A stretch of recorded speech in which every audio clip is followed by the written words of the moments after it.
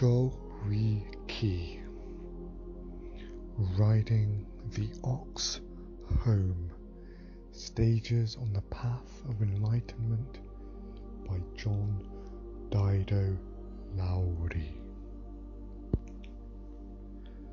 The techniques used at the outset of a spiritual journey tend to sharpen our concentration, broaden our awareness, clarify our intent, and allow us to deepen our trust in ourselves and the process we are engaging. We continue to develop great faith, great doubt, and great determination, the 3 pillars of sound practice. Some people come into training with an attitude marked by these qualities, while others need to discover and cultivate it. It is through cultivating the questions and trust together with fierce determination that we convert our intellectual understanding into a personal and intimate experience.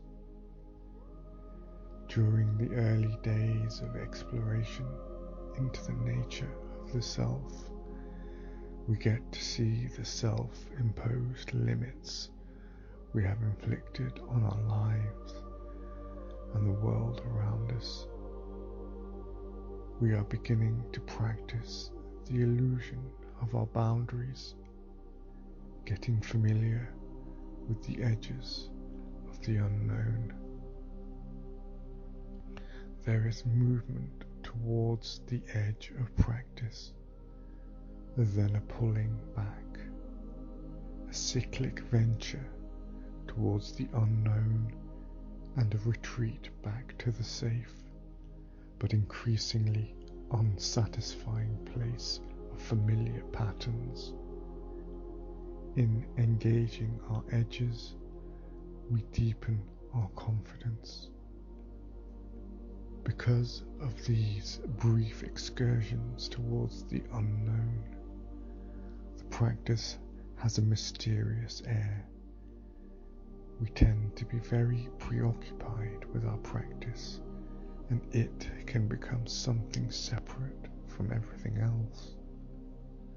My practice may seem to be rarefied, special, subtle, and profound, utterly distinct from washing my face, cooking a meal, or sweeping the floor. This attitude of compartmentalizing our lives while elevating areas of sacred activity can only serve to create more differentiation than real intimacy. In the meantime, as we return to the seated meditation of Zazen as a regular ingredient of our lives, we continue to develop our power of concentration. In Zen training, we call that capacity to focus our attention on one activity wholeheartedly, Joriki, the power of concentration. Joriki is essential to genuine and effective spiritual investigation. We can't broaden or deepen our perspective without it. The power of concentration is not just mental power. It is not just the power to put our mind where we want it to be. It can also manifest itself as a physical capacity. I have seen martial artists who have tapped the power of Joriki do extraordinary feats. One young woman who regularly visits our monastery, who is a practitioner of karate, is able to break 2 cinder blocks with her elbows. She weighs no more than 100 pounds, is rather bony, and has an ordinary looking elbow. There are no calluses in it, no bulky muscles, but her concentration is centered and intense. She can leap off the ground into the air and with her foot break 2 boards being held by someone sitting on the shoulders of someone else, a solid 6 feet in the air. The human form is absolutely magnificent when it is fully engaged. Most of us glide through life using only a minuscule fraction of our potential. Loori taps into our physical, mental, and emotional reserves and opens our spiritual capacities. One way that our spiritual power begins to manifest is through the emergence of the intuitive aspect of our consciousness. Unfolding and continuous concentration develops our intuition. We become more directly aware of the world. We notice in ways that are not clearly understood, but that are very accurate. And this germinating awareness is not mediated by the filters of our ideas and expectations, not dependent on the subject and object polarization of reality. It is immediate and whole.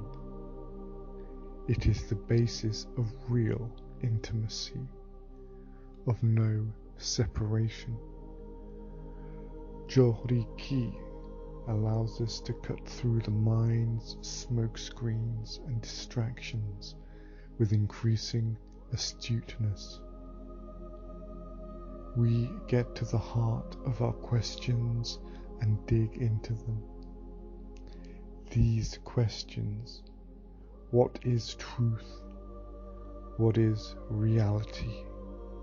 What is life? What is death? Can't be dealt with a mind that's skipping all over the place.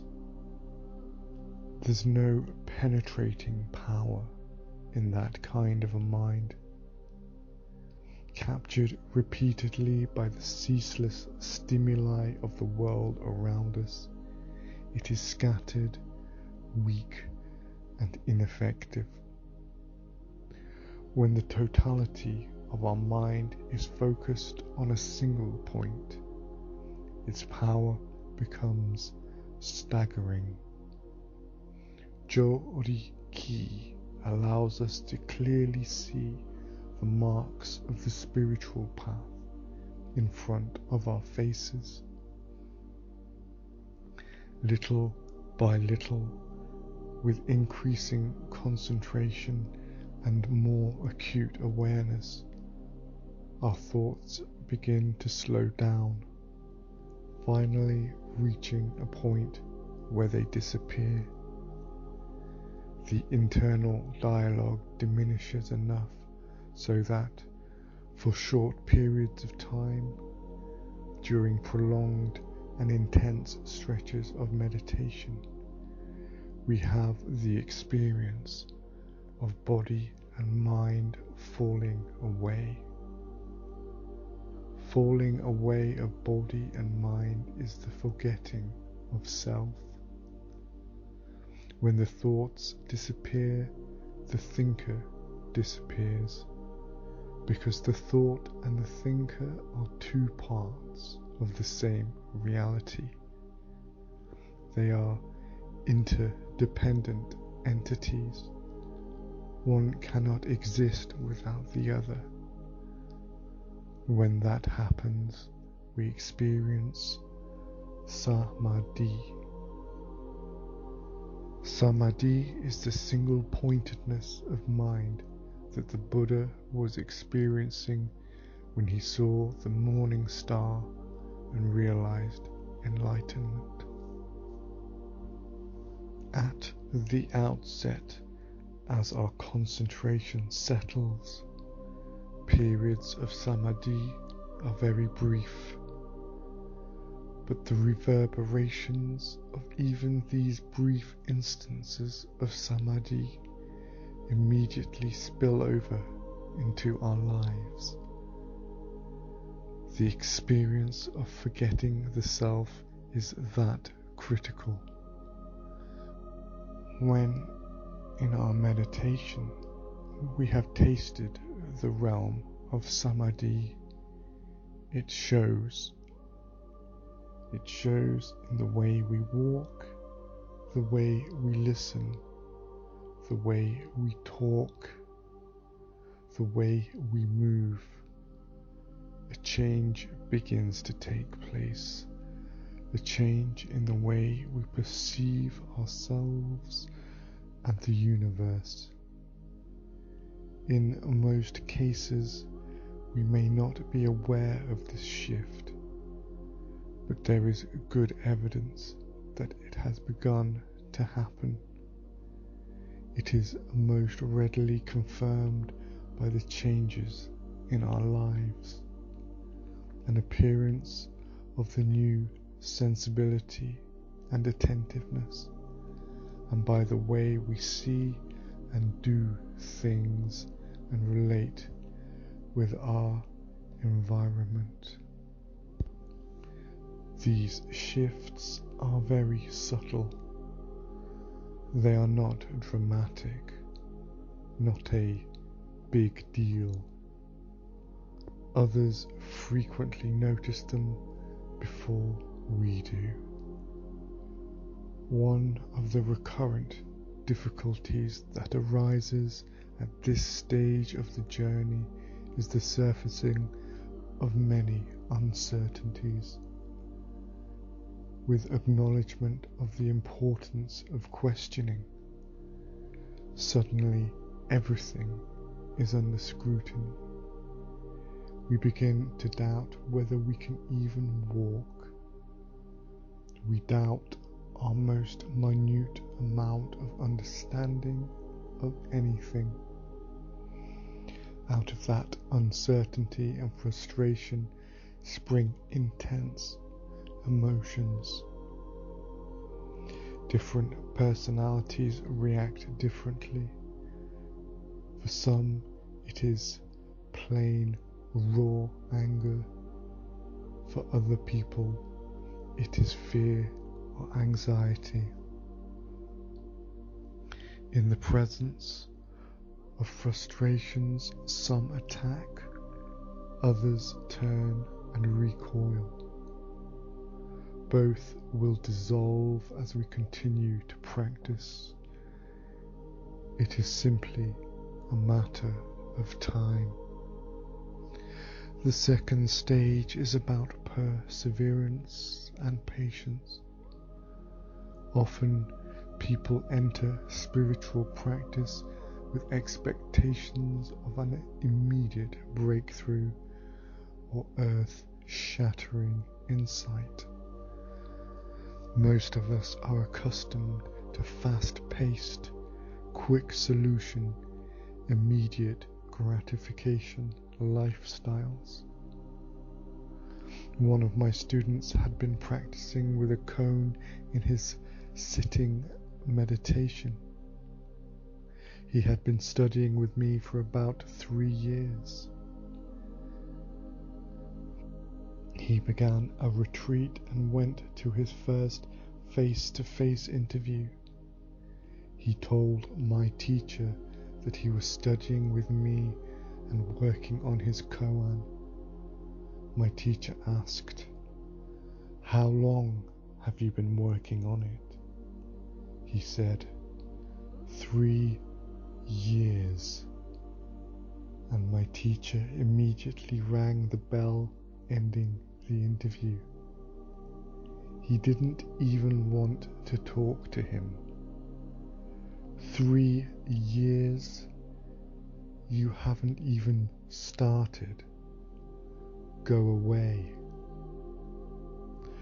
The work of studying the self and getting a glimpse of its real nature can take years.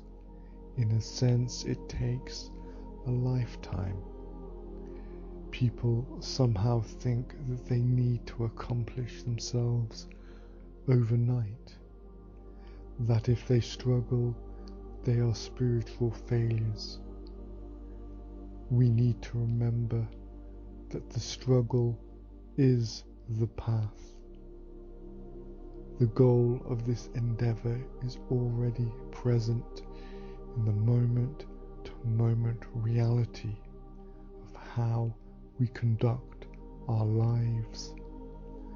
Practice is enlightenment. So we need to practice. We need to discover. We need to trust ourselves and the process. Joriki, the 8 Gates of Zen, a program of Zen training by Daido Loori. When we sit Zazen, we build Joriki, the power of Zazen. But the power of that Joriki is directly related to the intensity of our sitting.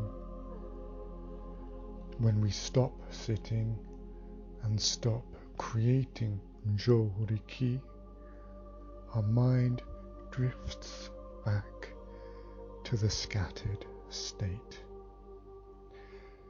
When we resume sitting and again collect our energies, we again begin to build Joriki, the power that affects the breakthrough necessary to experience for ourselves the nature of reality. But even before that breakthrough is realized, Zazen is the manifestation of that reality, the manifestation of the enlightenment of the Buddha. There are many aspects to Zazen. Between the beginning stages of counting the breath and the very advanced stages of deep samadhi, there is no gap. In a total integration of the absolute and relative, the development of Joriki and the manifestation of Anuttara Samyak Sambodhi are the same activity of the Buddha. Yet, when we really look at it, we see that unless we use great determination to maintain, polish, and deepen the Zazen mind, it slowly begins to decay and fall away. If we don't transmit Zazen, we don't transmit the Buddha Dharma, and sooner or later, without Zazen, this incredible Dharma will be extinguished. Each time we sit, we manifest the supreme enlightenment of the Buddha in our own life. Each time we strengthen our sitting we enable the power of that Zazen to reach into all of the activities of our life, our walking and working, our laughing and dancing, our eating and crying. That's what practice is about. Everything we need to know, we already have. But unless we uncover it and make it our own, it is of no use to us. No one can do it for us. No one can give it to us. Not one of the Buddhas or ancestors could do that. All they could do is point. The responsibility ultimately is ours. That is what our practice is about. That is why morning, noon, and night we take the posture of Zazen. That is why everything we do, all of our 24 hours a day activity, is done with Zazen mind. Zazen is our walking, our study, our liturgy, our face-to-face teaching, our work, sleeping, resting, and reading. From the depths of the stillness, we reach on our cushion. It radiates into the 10 directions, reaching everywhere. But unless we find that depth in our sitting, it can't reach out and touch all the activities of our lives. By far the most important thing any of us can do is to really make contact with Zazen. Get to the heart of it, the root of what it is about, of what practice actually is, so that you know it is with you for the rest of your life. Just as you know that each day for the rest of your life you will drink and eat and brush your teeth and wash your face. Zazen is an essential part of our human life. It keeps us connected with our humanity, with who we are and what our life is. It is that important. Without it, we begin to stray aimlessly. We begin looking for things outside ourselves. We begin putting a head on top of the one we already have. All along, each one of us is perfect and complete, lacking nothing, but unless we see that, it is of no value to us. The only way to see it is through the Dharma gate of liberation, ZEN. It is the gateway, the absolute heart of our practice. Whether you accomplish yourself or not, whether you realize yourself or not, whether you continue as a Zen student or not, all of this is irrelevant so long as you maintain Zazen. As long as the practice of Zazen is alive in your life, the life and the realization of the Buddha are manifesting in your life, whether you realize it or not. So please, don't take the practice of Zazen lightly. It is by far the most important thing we will ever encounter in our lives. Take advantage of it. Nourish it. It is a precious gift.